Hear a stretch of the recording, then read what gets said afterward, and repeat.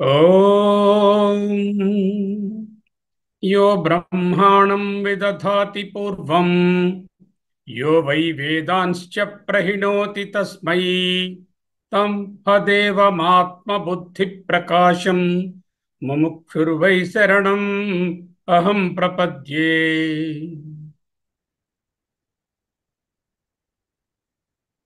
యోऽन्तः ప్రవిశ్య మమ వాచమిమాం ప్రసుప్తాం సంజీవయతి అఖిల శక్తిధరః స్వధామ్నా అన్యంచ హస్తచరణశ్రవణత్వగాదీన్ ప్రాణాన్ నమో భగవతే పురుషాయ తుభ్యం.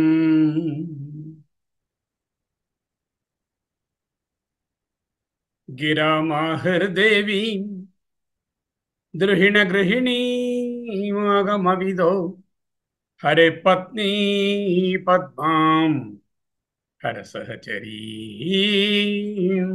అద్రితనయాం తురీయ కాపిత్వం దురధిగమని సీమ మహిమా మహామాయా విశ్వం భ్రమయసి పరబ్రహ్మ మహిషీ.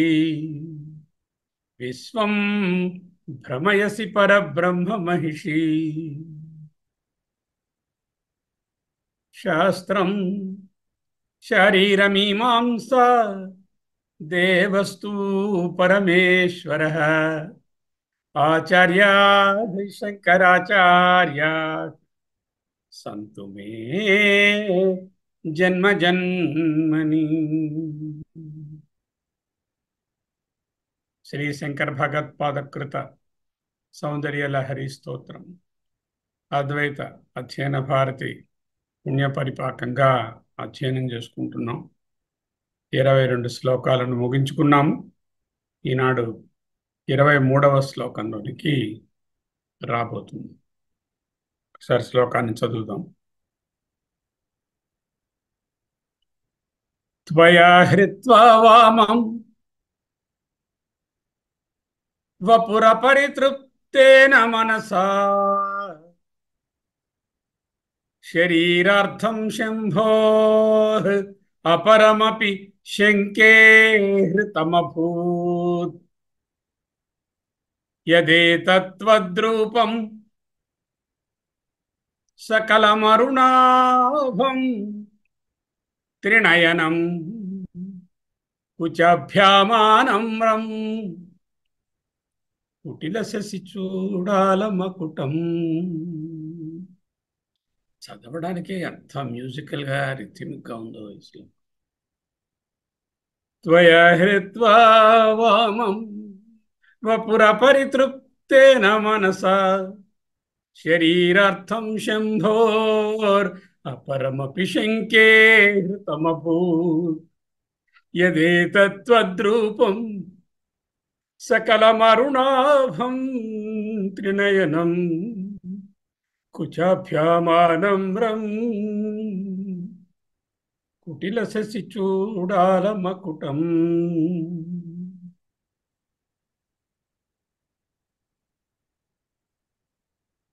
భవాని త్వం దాసే మయి వితర దృష్టిం సకరుణాం ఇతి స్తోతుం వాంఛన్ కథయతి త్వమితి యః. భవాని త్వమితి యః తదైవ త్వం తస్మై దిశసి నిజ సాయుజ్య పదవీం. ముకుంద బ్రహ్మేంద్ర స్ఫుట మకుట నీరాజన పదం. సాయుధ్యాన్ని ఇచ్చిందిగా పోయినసారి అమ్మ.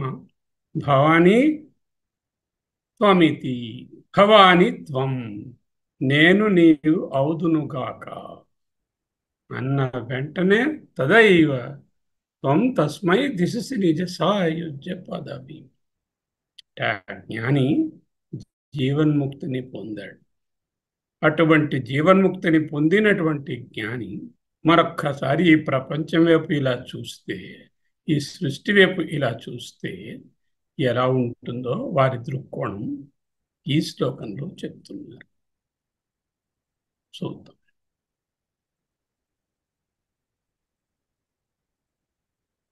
త్వయా నీ చేత హృత్వా గ్రహించబడిన, తీసుకొనబడిన వామం వపుః శంభోః, శంభుని యొక్క ఎడమ భాగము త్వయా హృత్వా నీ చేత ముందే తీసుకోబడింది. శంభుని యొక్క ఎడమ భాగం. అపరితృప్తేన మనసా, మనసా అపరితృప్తేనా, మనసులో ఇంకా సంతోషం, తృప్తి, ఫుల్నెస్, పూర్ణత్వం రాల. ఎందుకు? సగభాగమే తీసుకున్నది, ఇంకో సగభాగం ఉండిపోయిందిగా. ఆ సగభాగం కూడా తీసుకుంటే అప్పుడు తృప్తిగా ఉంటుంది, పూర్ణంగా ఉంటుంది. పూర్ణమదః పూర్ణమిదం. మరి ఆయన పూర్ణుడైతే ఈమె కూడా పూర్ణ కదా. అంచేత అపరితృప్తేన వపుః శంభోః, అపరి పక్కది కూడా, రెండో ప్రక్కది కూడా, శరీరార్థం అర్ధ శరీరమైన కుడి భాగాన్ని కూడా, అపరమపి కుడి భాగాన్ని కూడా, హృతం అభూత్ నీ చేత తీసుకోబడినదా, స్వీకరించబడినదా, అపహరించబడినదా అని శంకే. ఒక డౌట్ వస్తుందమ్మా. మన్యే, శంకే అంటే మన్యే, తలంతును, ఊహింతును. మరి పురాణాలలో అర్ధనారీశ్వర తత్వంగా చూచినప్పుడు, నిన్ను అర్ధనారీశ్వర తత్వంగా వర్ణించినప్పుడు, నేను అర్ధనారీశ్వర స్తోత్రంలో వ్రాసినప్పుడు ఎడమ భాగంలో నీవున్నావు, కుడి భాగంలో ఆయన ఉన్నారు. ఎడమ భాగంతో సంతృప్తి చెందక కుడి భాగాన్ని కూడా నువ్వు తీసేసుకున్నావా ఏమిటి ఒకవేళ అని నాకు శంక కలుగుతుంది. అవునా? యత్ ఏతత్ త్వత్ రూపం, యద్రూపం ఏతద్రూపం త్వద్రూపం, యదేతత్వద్రూపం, యత్ ఏతత్ త్వద్రూపం త్వద్రూపం, యదేతత్వద్రూపం. ఆ విధంగా నువ్వు రెండు భాగాలను ఆక్రమించుకున్నటువంటి పూర్తిగా పూర్ణమైనటువంటి ఆ రూపాన్ని ఊహిస్తే సకలమరుణాభం, మొత్తమంతా అరుణమే కనిపిస్తుంది నాకు. త్రినయనం కుచాభ్యామానమ్రం. చూడండి, ఎవరికైనా ఏదైనా ఇవ్వాలి అంటే ఇలా వెనక్కి వెళ్ళిపోయి ఇవ్వంగా చేతులతో ముందుకి వంగి చేతులతో అందిస్తాం. అలాగే తల్లి బిడ్డలకు పోషణ ఇవ్వాలంటే ఏమవుతుంది? ముందుకు వంగాలి. కుచాభ్యామానమ్రం కుటిల శశి చూడాల మకుటం. ఆ పద ప్రయోగమే ఆయన. కుటిల శశి అంటే వంకర చంద్రుడు, చంద్రవంక, నెలవంక, అది చూడాలము. కిరీటము కొప్పుముడే కిరీటంగా ఉంది. ఆ కిరీటం మకుటంలో ఉంది. ఆ మకుటంలో ఈ చంద్రవంక అక్కడ ఉంది. అమ్మా, ఇప్పుడు నేను నీ సాయుధ్యాన్ని పొందిన పిదప మళ్ళీ ఒక్కసారి నీ సృష్టి వైపు చూస్తే అంతా నువ్వే కనిపిస్తున్నావమ్మా. ఇంకా అయ్య కనపడటం లేదు నాకు. ఎందుకు? అయ్య అవ్యక్తం కదా. వ్యక్తమైన స్థితిని మళ్ళీ ఈ జ్ఞాని చూస్తున్నప్పుడు సకలం అరుణాభం త్రినయనం కుచాభ్యామానమ్రం కుటిల శిశూడాలం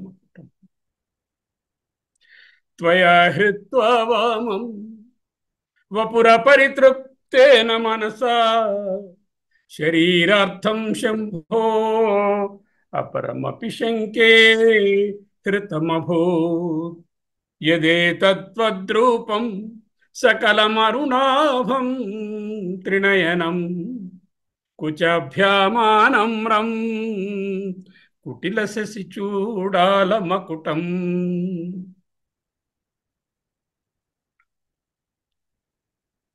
పదచ్ఛేదం చూస్తే త్వయా హృత్వా వామం వపుః అపరితృప్తేన మనసా శరీర అర్థం, శరీరార్థం. చూసుకోండి, ఇక్కడ అర్థం అని ఒత్తుత్తా రాస్తే అది వేరే మీనింగ్. అర్థం మామూలు ధా ఒత్తుద్ధా రాస్తే సగభాగము అని అర్థం. ఓకే, అదే పొట్టలో చుక్క ఉంటే అర్థం అంటే ప్రయోజనం, లేకపోతే అర్థం అంటే ధనం అనేటటువంటి అర్థం మీనింగ్ ఉంటుంది. అర్థం అంటే హాఫ్, అర్థం అంటే మీనింగ్ కూడా. పదార్థం అంటున్నాం కదా, అప్పుడు కూడా ఇక్కడ అర్థం అంటే సగభాగము, సగము అంటాం కదా. శరీరార్థం శంభో అపరం అపి శంకే హృతమభూత్ యత్ ఏతత్ త్వత్ రూపం యదేతత్వద్రూపం సకలం అరుణాభం త్రినయనం కుచభ్యామానమ్రం కుటిలససి చూడాలమకుటం. కుచాభ్యాం ఆనమ్రం కుటిలససి చూడాలమకుటం. జగజ్జనని తల్లి లోకమాత. శంభోః వపుః వామం త్వయా హృత్వా, త్వయా నీ చేత హృత్వా అపహరించబడినది, తీసుకొనిపోబడినది, కొనిపోబడినది, స్వీకరించబడినది. మైల్డ్గా చెప్పాలంటే స్వీకరించబడినది, కొంచెం ఫుల్ ఎక్స్ప్రెషన్గా చెప్పాలంటే అపహరించబడినది. హృత్వ అన్ని అర్థాలు హృత్వాలో ఉన్నాయి. శంభో వపుః వామం త్వయా హృత్వా, ఆల్రెడీ 1/2 is yours. అపరితృప్తేన మనసా, మనసులో ఇంకా సంతృప్తి పరితృప్తి రాలేదు. పరితృప్తి, తృప్తి అంటే తెలుసుగా మీకు, ఫుల్నెస్. ఆ తృప్తి పరితృప్తి, పరిసమంతా తృప్తి, అన్ని వైపుల నుంచి తృప్తి. అది అపరితృప్తి, పూర్ణం కాల అతృప్తి. మనసా అపరితృప్తేన అపరమపి శరీరార్థం, శంభుని యొక్క శరీర అర్థం అంటే రెండవ భాగం, అపరమపి రెండవ దానిని కూడా హృతమభూత్ మే శంకే. హృతమభూత్ తీసుకొనబడినదా, అపహరించబడినదా, గైకొనబడినదా అని మే నాకు శంకే, ఒక సందేహం. ఒకవేళ అమ్మ ఆ ఎడం భాగం చాలేదని ఈ కుడి భాగాన్ని కూడా ఆక్యుపై చేసుకుందా ఏమిటి, మొత్తం ఆమె కనిపిస్తోంది అని భగవత్పాదులు అంటున్నారు. యత్ ఏతత్ త్వద్రూపం తద్రూపం సకలం అరుణాభం. ఆభం అంటే ప్రభ, ఆభం ప్రభం, అరుణాభం అరుణ ప్రభం అన్నమాట, కాంతి. త్రినయనం కుచాభ్యాం ఆనమ్రం, మీద భాగం బరువుగా ఉంది తల్లి కదా, అందువలన ఆనమ్రం ముందుకి వంగినది. ఎందుకు? బిడ్డలను పాలించడానికి. కుటిల శశి చూడాలమకుటం. కుటిల శశి, ఎవరు ఇలాంటి ప్రయోగాలు వేయలేరు. కుటిల శశి, కుటిలము సరళము, సరళం అంటే స్ట్రైట్, కుటిలం అంటే వంకర. వంకర శశి, వంక, నెలవంక, శశివంక, చంద్రవంక, చూడాల మకుటం.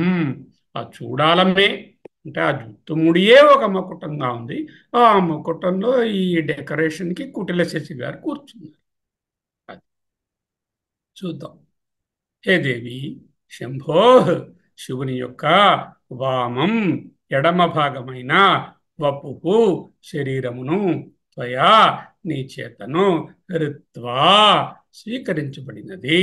అపరితృప్తేనా అది చాలదా అన్నట్లు నీవు తృప్తి పొందని మనసా మనస్సు చేత అపరం రెండవ భాగమైన శరీర అర్థం. లోపల ఇది ఉండకూడదు, పొట్టల చొక్క.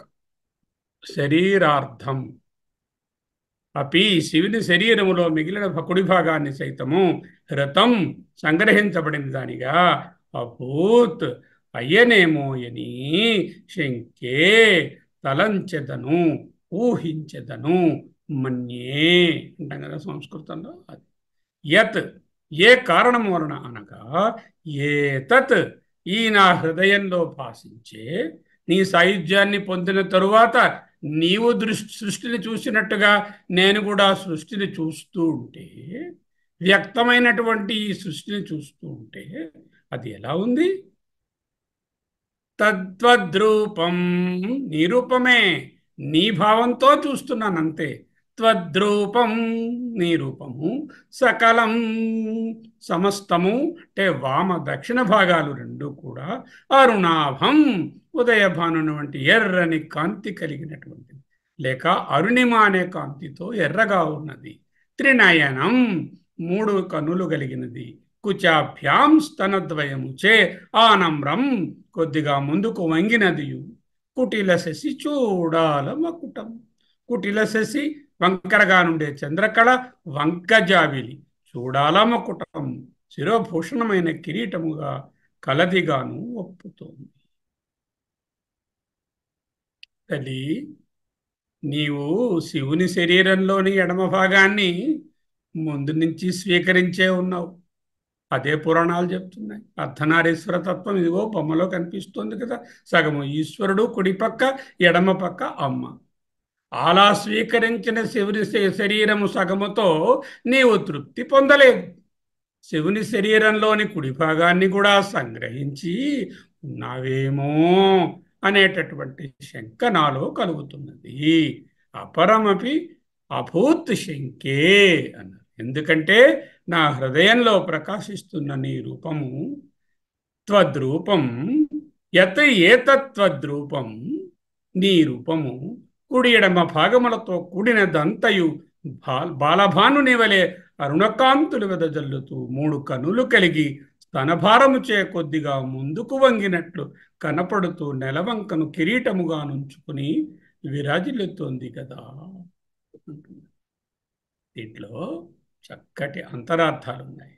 మామూలుగా చమత్కారంగా అమ్మ వచ్చి ఎడమ భాగం ఇస్తే దాంట్లో మట్టుకే ఉండకుండా కుడి భాగాన్ని కూడా లాగేసుకుని అది సంగ్రహించి మొత్తం తన భర్తనే ఆక్యుపై చేసుకుని, అంటే తన భర్త అనే ఆయనను వెనక నుంచి తానే ప్రత్యక్షమవుతూ అన్నీ తానే నిర్వహిస్తోంది అనేటటువంటి స్థూలమైనటువంటి భావము చాలా అందంగా ఉంది. నమస్కారం ఆ భావం.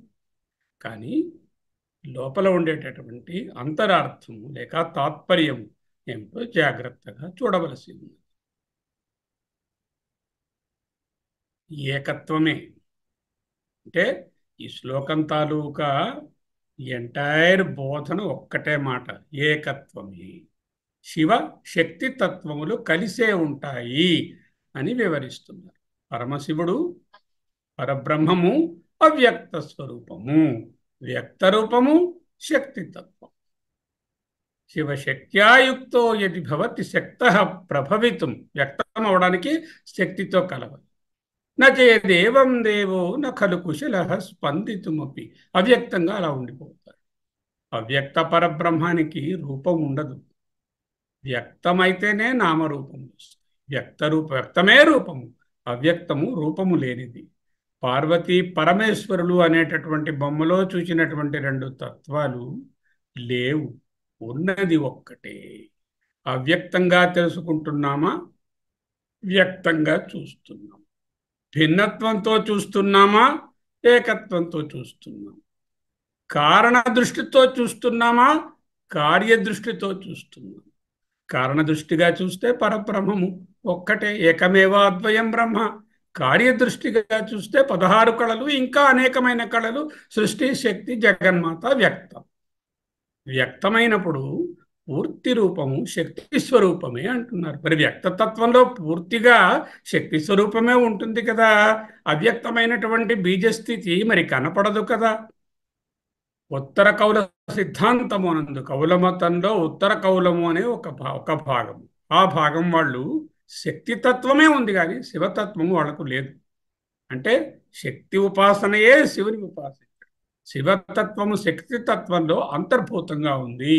శక్తితత్వ ఉపాసనయే ఉత్తర కౌల సిద్ధాంతం. కౌలులు, సమయులు, కౌలమతస్థులు, సమయమతస్థులు. భగవత్పాదులు సమయమతమునకు చెందిన. కౌలమతం వారు స్థూలమైనటువంటి పూజను, బాహ్య పూజను ఎక్కువ చేస్తారు. సమయమతస్థులు అంతర్పూజను, అంతర్భావనను ఎక్కువ చేస్తారు. మొత్తానికి ఈ శ్లోకం తాలూకా సారాంశం ఏమిటంటే, శ్రీదేవి శివస్వరూపమని, శివశక్తులకు అభేదమని బోధన. ఇంకా సకలం అరుణాభం అన్నారు. అరుణం, అరుణం అంటే శక్తిమయత్వం, క్రియాశక్తి, ఇచ్ఛాశక్తి, ఇవన్నీ కూడా శక్తిమయత్వాన్ని చూపిస్తుంది. అరుణవర్ణం. అరుణం అనగా తెలుపు ఎరుపుల మిశ్రమము. తెలుపు సత్వగుణానికి, ఎరుపు రజోగుణానికి సంకేతం. అంటే సత్వరజోగుణాల కలయికయే ఈ సృష్టి. అరుణము బాలసూర్యునిగా భావిస్తే, బాలసూర్యుడు అంటే ఉదయిస్తున్న సూర్యుడు, పగటికి ఆయన అస్తమిస్తే మళ్ళీ రాత్రికి సంకేతం. కాబట్టి అరుణం అనే వర్ణము రాత్రింబవళ్ళు అనేటటువంటి కాల విభాగాన్ని కూడా చూపిస్తోంది.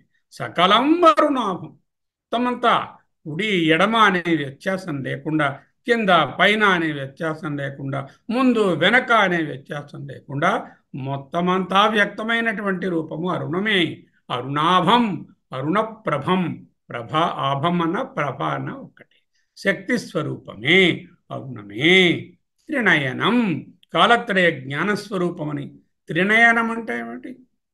భూతకాలం, భవిష్యత్ కాలము, వర్తమాన కాలము అనేటటువంటి విభాగాన్ని లేకుండా అందులో ఉండేటటువంటి సకలము తెలిసేటటువంటి స్వరూపము కాలత్రయ జ్ఞాన స్వరూపం.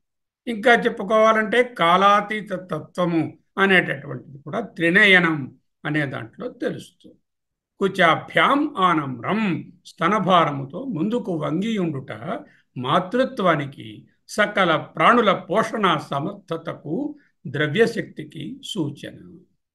కుటిలశశి, చంద్రవంకను ధరించడం. చంద్రుడు సత్వగుణోపేతుడు.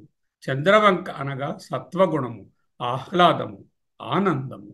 చంద్రవంక మనకు తిథులకు సంకేతం. చంద్రవంక తాలూకా సైజుని బట్టి ఇది పాడ్యమ, విదయ, తదియ, చతుర్థియ అంటూ మనం చెప్పుకుంటూ ఉంటాం. ఈ తిథులు దేనికి? వ్యక్తమైనటువంటి పక్షమునకు సూచికము. పక్షం అంటే కాలస్వరూపం. అంటే చంద్రవంక అంటే మళ్ళీ కాలస్వరూపమే అమ్మా అని చెప్పడం. చూడాల మకుటం, శిరోభూషణమైనటువంటి కిరీటము. కిరీటము సర్వేశ్వరిత్వాన్ని సూచిస్తుంది. సర్వమునకు ఆమె ఈశ్వరి కదా, అందుకని సర్వేశ్వరి అని. ఇక్కడ ఉన్నటువంటి పదాలు సకలం అరుణాభం, త్రినయనం, కుచాభ్యామానమ్రం, కుటిల శశి, చూడాలమ్మకుటం అనే అందమైనటువంటి ఈ పదాల పేర్పుకు ఇంతటి విశేషాంశాలు మనం సంభావించుకో. త్వయా హృత్వా శంభో వామం వపుః. వామ అనేటటువంటి మాటకు ఎడమ, లెఫ్ట్.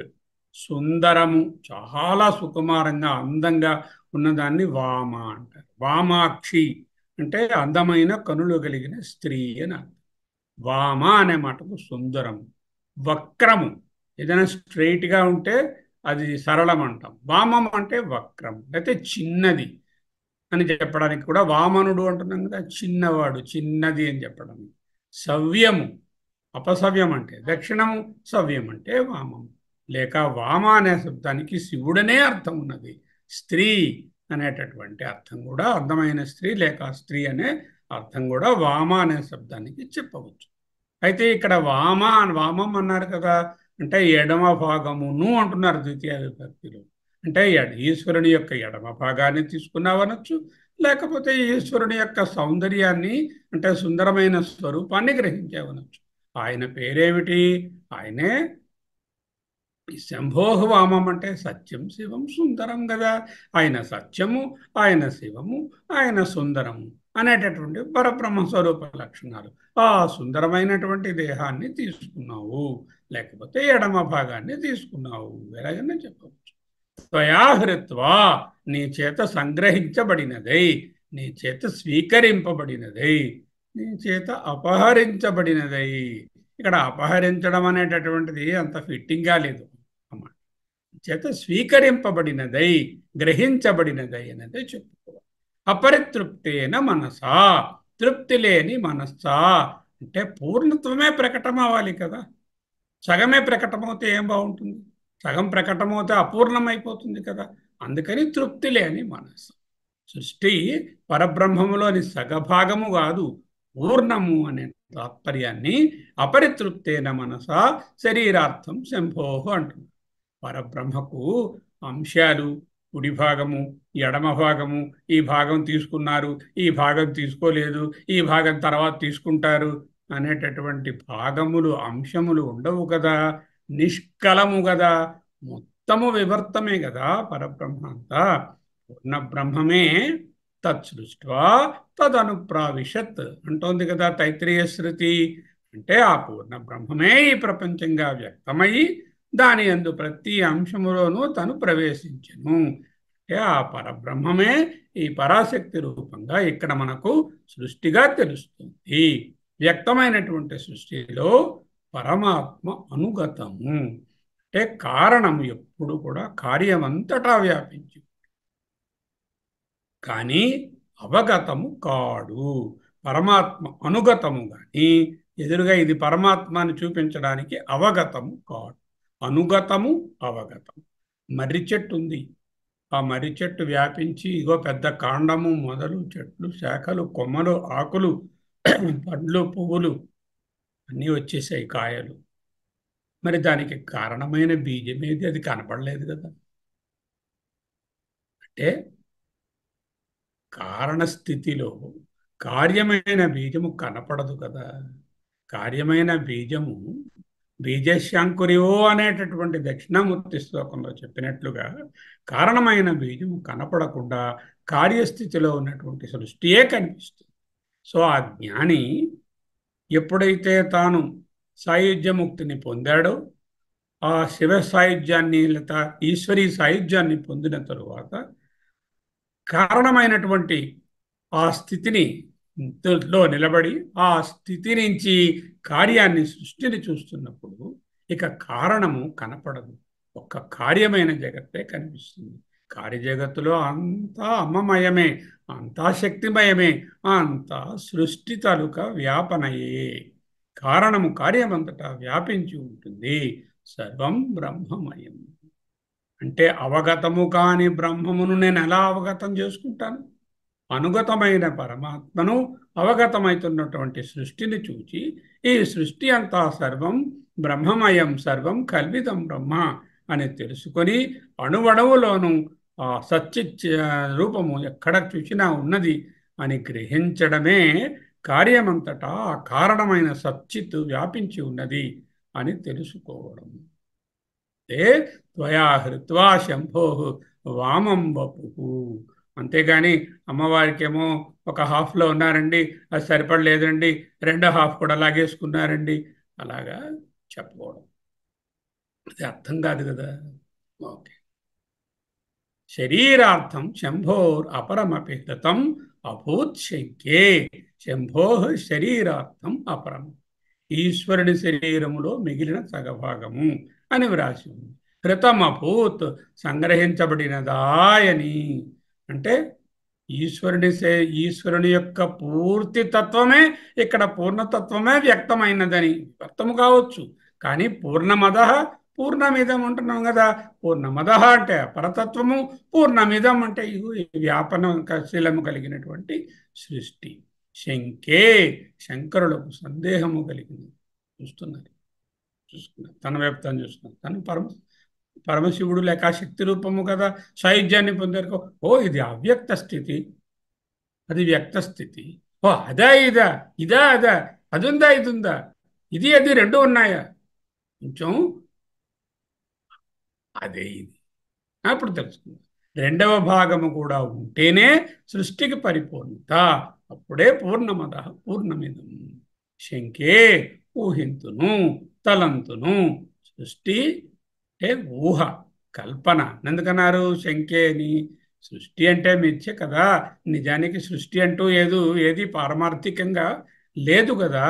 వ్యావహారిక సత్తాయే కదా, అందుకని శంకే అన్నారు.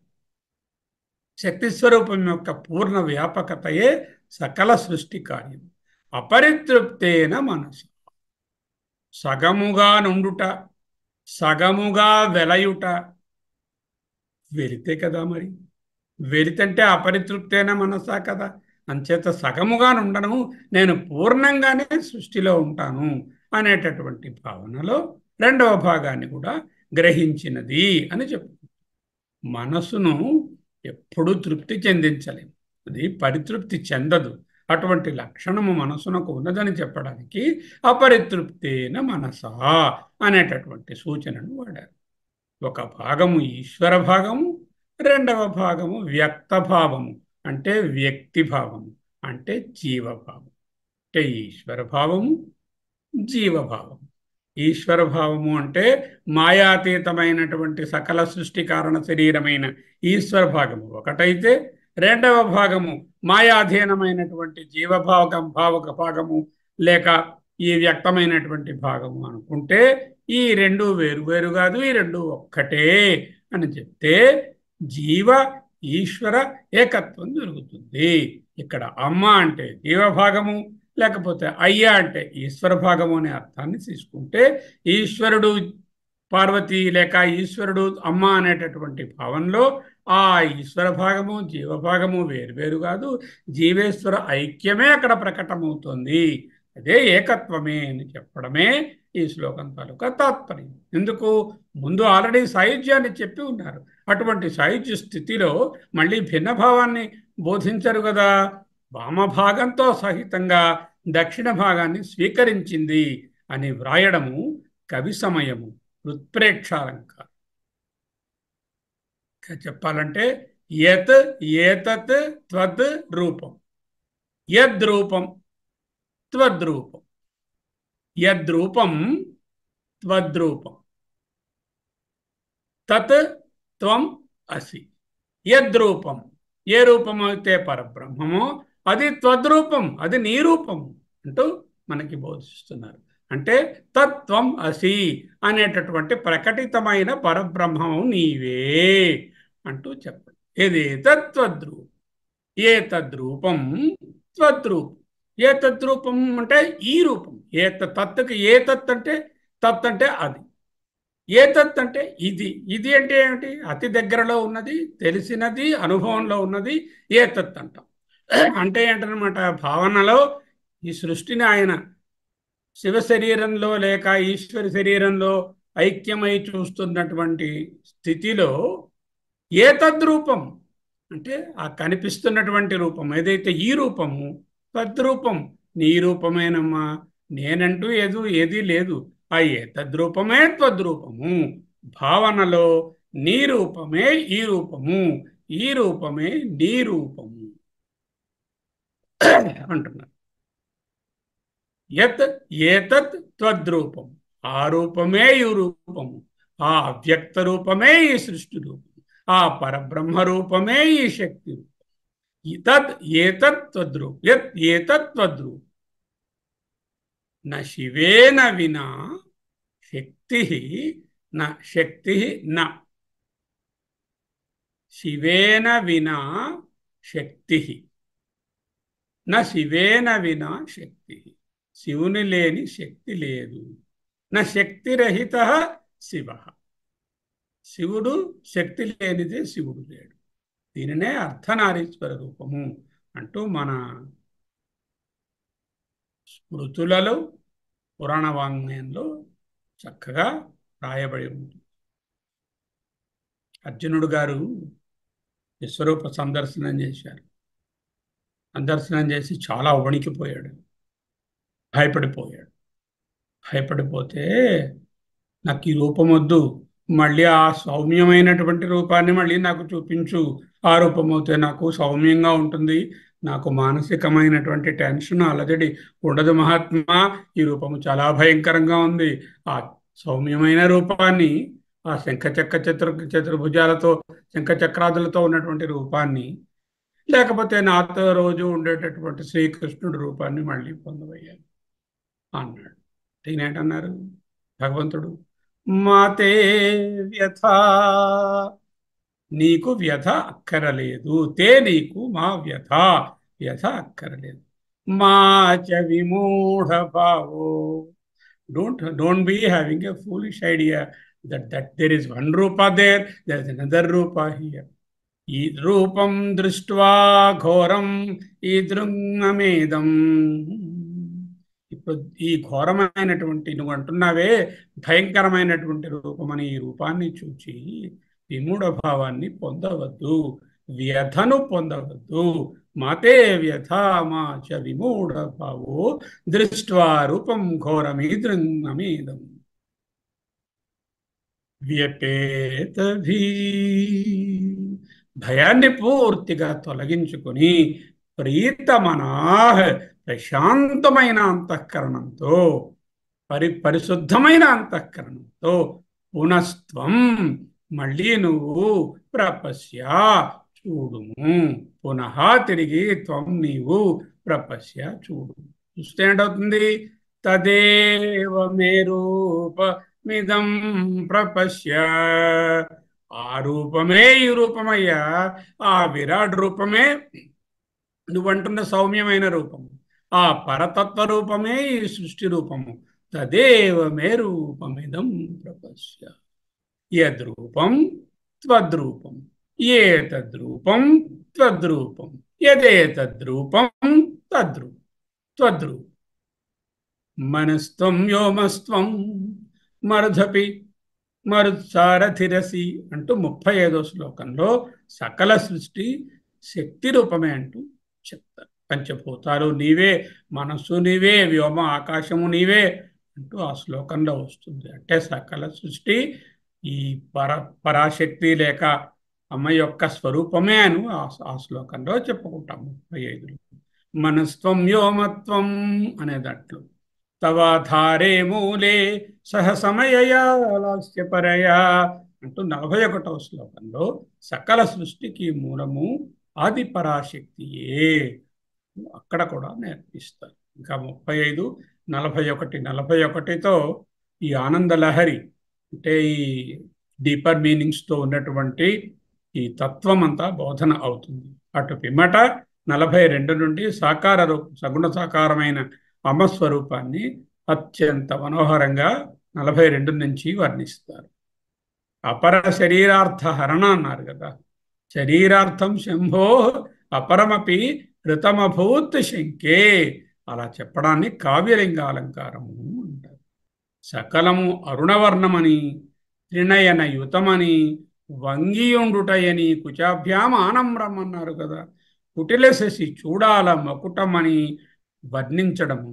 శివ శివా, శివ అంటే పుంలింగ శబ్దము, శివా అంటే స్త్రీలింగ శబ్దము. శివ శివా, శివ శివా అవుతుంది. శివ ఆ రెండిటికి సంధి చేస్తే శివ శివా, శివ శివా, శివ శివ. ఇక్కడ చూడండి, అరుణవర్ణము, ముందుకి వంగి ఉండడము శివా అనే తాలూకా తత్వం లక్షణాల్లో ఉన్నాయి. త్రినయనము, చంద్రవంక అనేటటువంటి శివ అనే తత్వం యొక్క లక్షణాల్లో ఉన్నాయి.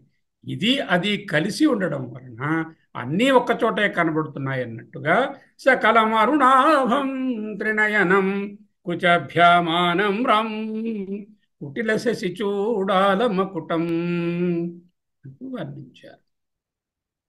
యదే తత్వద్రూపం, యద్రూపం, ఏ స్వరూపమైతే రూపము లేని పరబ్రహ్మ రూపము అంటే తత్వం అంటాం కదా, ఆ తత్పదార్థము పరబ్రహ్మము కదా, ఆ పరబ్రహ్మము రూపము లేనిది కదా, వ్యక్తము కానిది కదా, దానికి నామరూపాలకు అతీతమైనది కదా. ఏ స్వరూపమైతే రూపము లేని పరబ్రహ్మ రూపము, ఏ తద్రూపం సాక్షాత్కారమైనటువంటి ఎదురుగా అనుభవంలోకి వస్తున్నటువంటి సృష్టి రూపము, ఈ రూపము త్వద్రూపం, త్వత్ నీ యొక్క రూపం.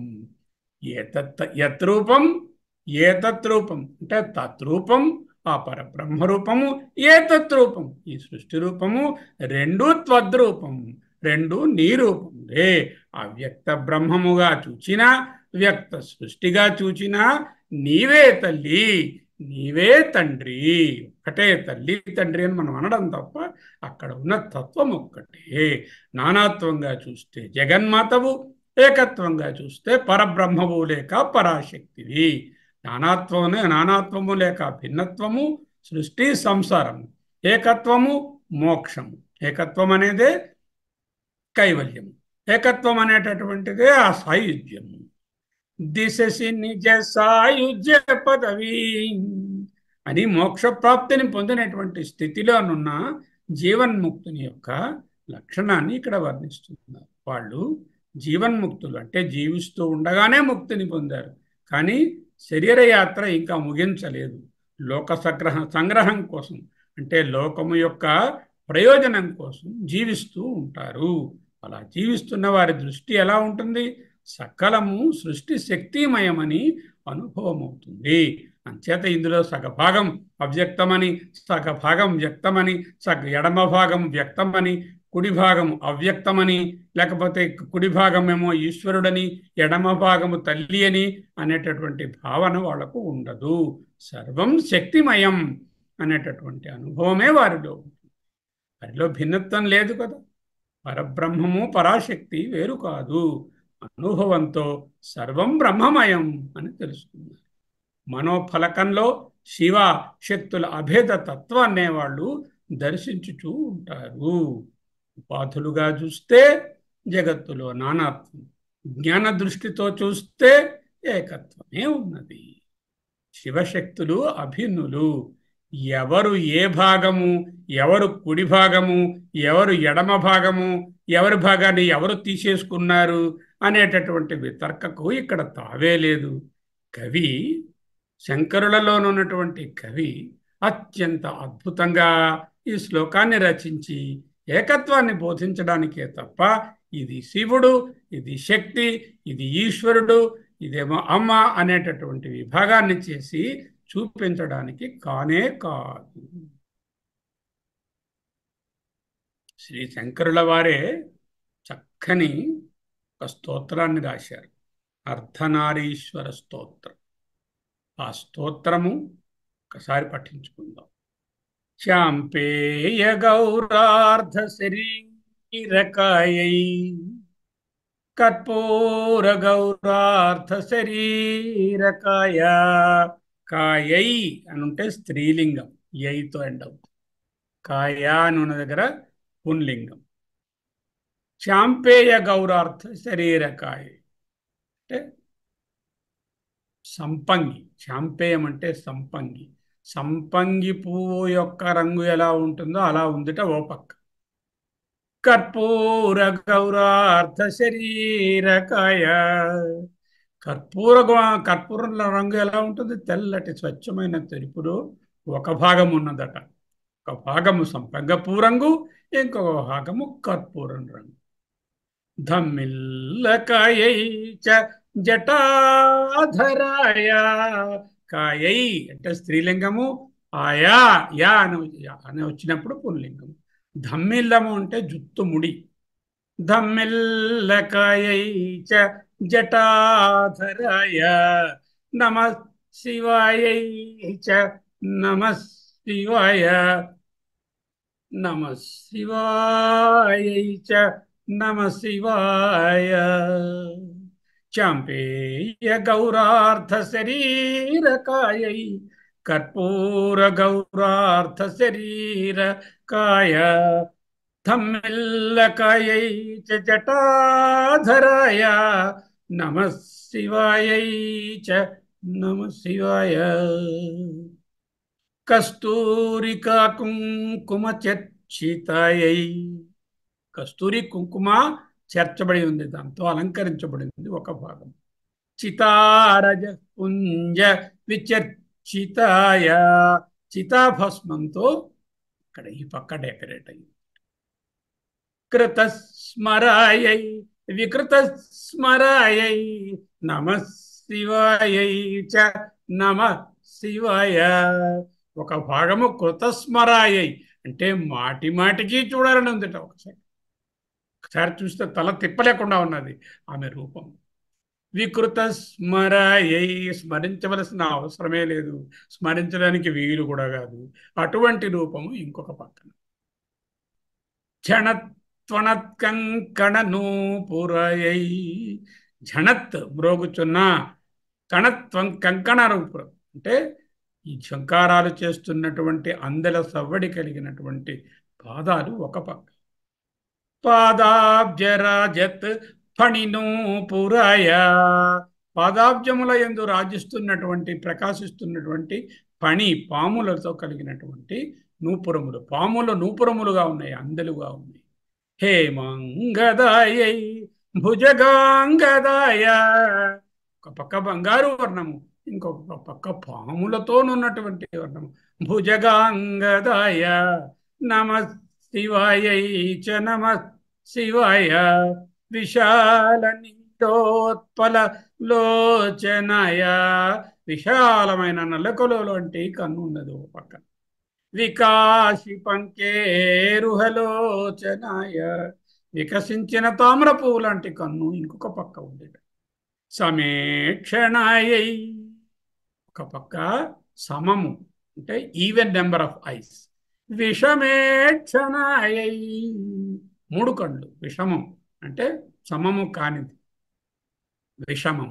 విషమేక్షణాయ నమ శివాయై చ నమ శివాయ, మందారమాల కలితాలకాలై, ఒక చోట మందార మాలలతో అలంకరించబడి ఉన్నది. కపాలమాల అంకిత కంధరాయ, గళంలో కంధరంలో కపాలమాలలు పురిల మాలలు ధరించి ఉన్నది. దివ్యాంబరాయై, దివ్యమైనటువంటి పట్టు వస్త్రంతో ఉన్నది ఒక పక్క. దిగంబరాయ నమ శివాయై చ నమ శివాయ, ఒక పక్క దిగంబరుడు, దిక్కులే అంబరముగా కలిగినవాడు, అంటే ఆకాశమే అంబరముగా కలిగినటువంటి వ్యోమం, ఆకాశమే ఆయన. శివాయ నమ శివాయ.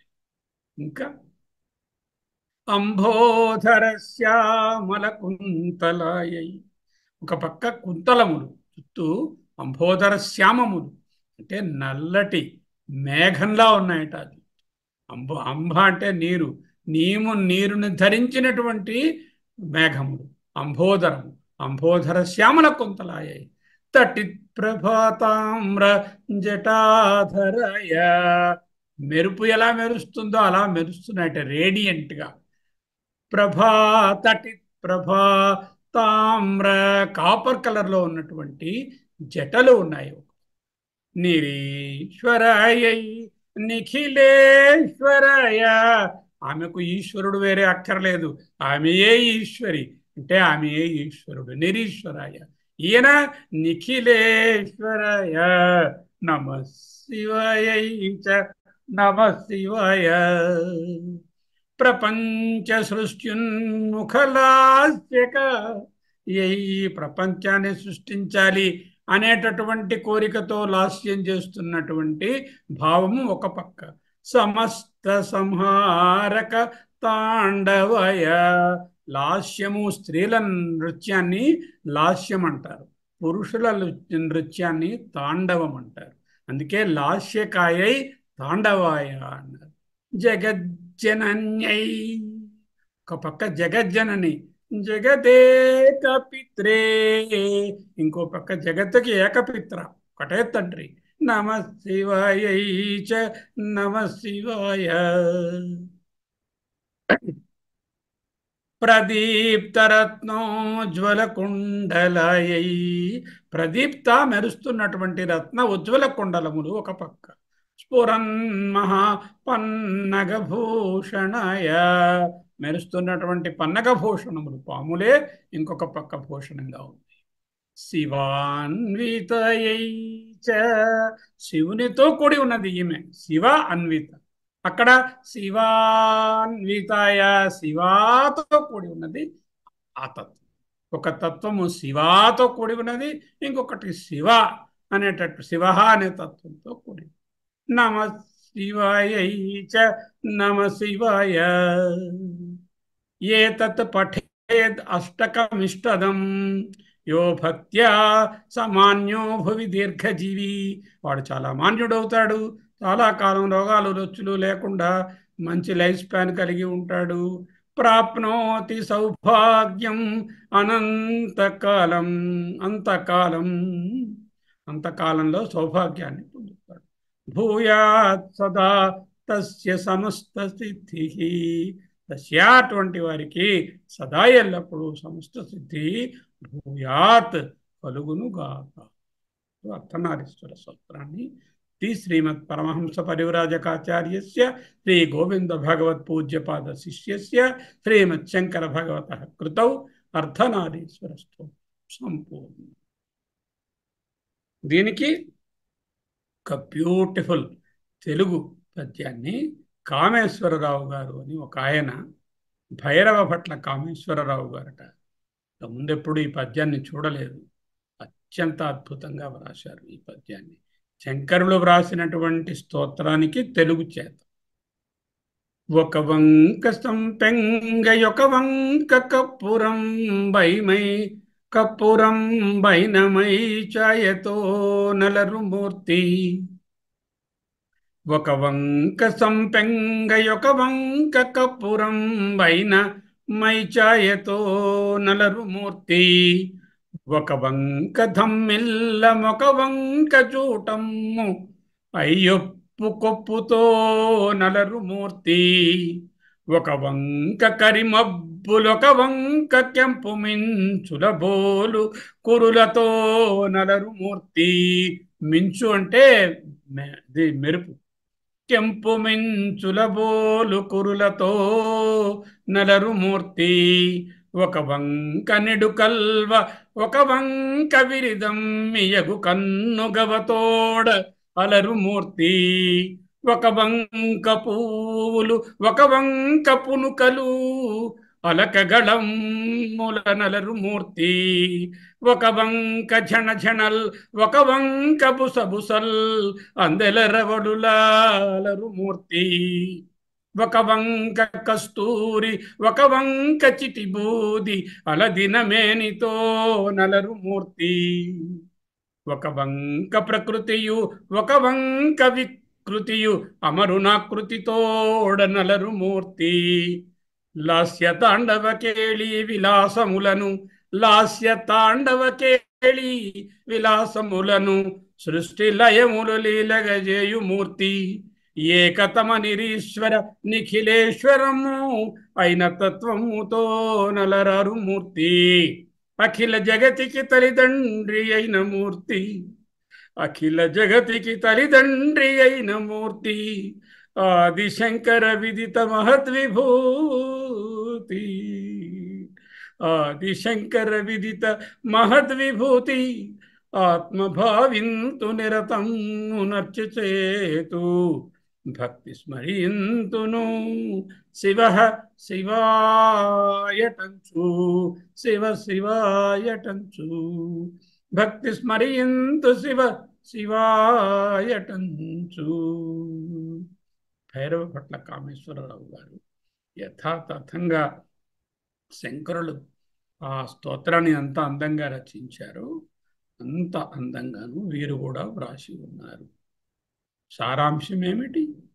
అదే సారాంశం. రండి.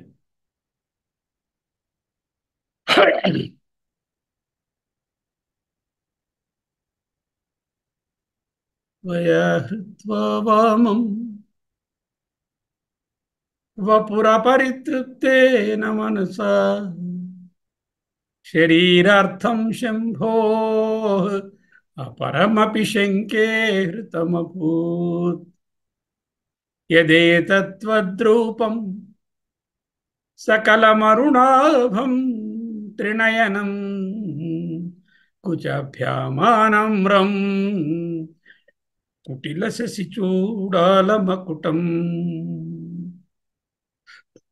శివా శివ అనేటటువంటి భేదము లేని స్థితినే చూడమని, వ్యక్తమవుతే శివా లేక శక్తి అని, అవ్యక్తంగా ఉంటే శివుడు లేక పరమశివుడు అనేటటువంటి తత్వాన్ని పరబ్రహ్మము అని చెప్తామని, ఈ చక్కని అందమైనటువంటి శ్లోకంలో కుడి ఎడమల అనేటటువంటి వ్యత్యాసం లేకుండా అంతటా వ్యక్తమైనటువంటి సృష్టియే శక్తి. దీనికి బీజభూతంగా ఉన్నటువంటి పరబ్రహ్మము అవ్యక్తంగానే ఉన్నది. ఆ భాగము కనపడకపోయినా, అవగతం అవ్వకపోయినా అనుగతమే బోధించారు. ఇంత చక్కని బోధన. త్వద్రూపం సకలమరుణాభం త్రినయనం యత్ ఏతత్ త్వద్రూపం యదేతత్ త్వద్రూపం సకలమరుణాభం త్రినయనం కుచభ్యామానమ్రం కుటిల శశి చూడాలమకుటం. అదే ఓంకారం, అదే శ్రీచక్రం, అదే పరతత్వం, అదే శివా, అదే శివ. అది ఏకత్వమే. సృష్టిగా, వ్యష్టిగా, నామరూపాత్మకంగా, నానాత్వంగా చూస్తే శక్తి స్వరూపం. అవ్యక్తంగా, పరబ్రహ్మంగా, ఏకంగా, కారణంగా దర్శిస్తే పరబ్రహ్మం. ఓం నమో బ్రహ్మాదిభ్యో బ్రహ్మ విద్యా సంప్రదాయ కర్తృభ్యో వంశ ఋషిభ్యో నమో గురుభ్యః. సర్వోపప్లవరహిత ప్రజ్ఞానగణ ప్రత్యగర్థో బ్రహ్మైవాహమస్మి సోహమస్మి. బ్రహ్మైవాహమస్మి సోహమస్మి. బ్రహ్మైవాహమస్మి సోహమస్మి. ఒక్క నిమిషం పాటు శివాశివ అభేదతత్వాన్ని మనసున ఉంచుకొని ధ్యానం చేయండి. ఇది స్త్రీ రూపము, పురుష రూపము అనేటటువంటి లింగభేదాన్ని చూడకుండా వ్యక్తావ్యక్తములు రెండు ఒక్కటే అనేటటువంటి భావనతో ధ్యానం చేద్దాం.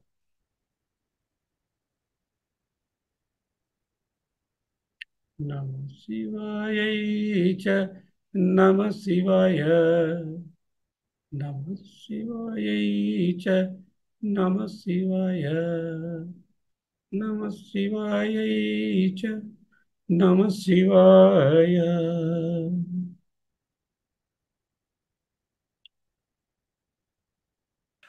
ఓం పూర్ణమదః పూర్ణమిదం పూర్ణాత్ పూర్ణముదచ్యతే పూర్ణస్య పూర్ణమాదాయ పూర్ణమేవావశిష్యతే. ఓం శాంతి శాంతి శాంతి.